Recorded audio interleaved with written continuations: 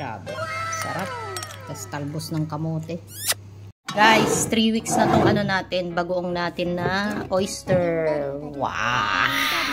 Ooh!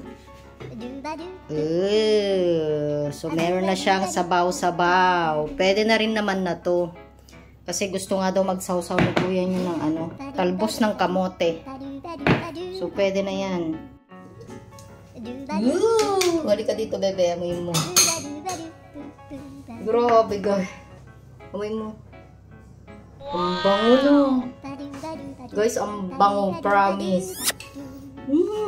Ang sarap nito. Paborito ko. Ito lang yung ginamos na gusto ko. Wala nang iba. Oh, yeah. Lalaway tuloy ako.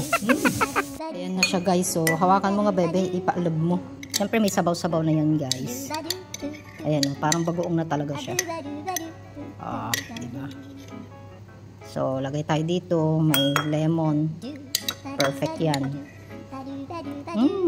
Yan o. Ooh, oyster na oyster. Tama na muna yan. Sayang walang sili. Wala ka bang sili? Hingi ka sa kapitbahay. Okay na to. Ooh, grabe. Sarap. Tapos talbos ng kamote. Ayan, ang sinawsaw mo. Tsaka yung oyster. Bagoong. Oyster. Ooh. Yan yung sinawsaw.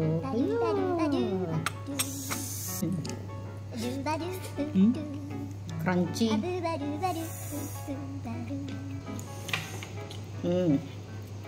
Let's see. Konti.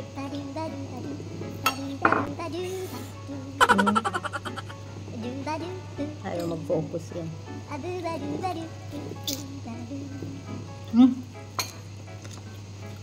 Parang oyster. Ang harap.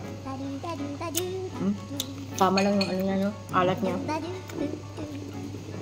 Sarap.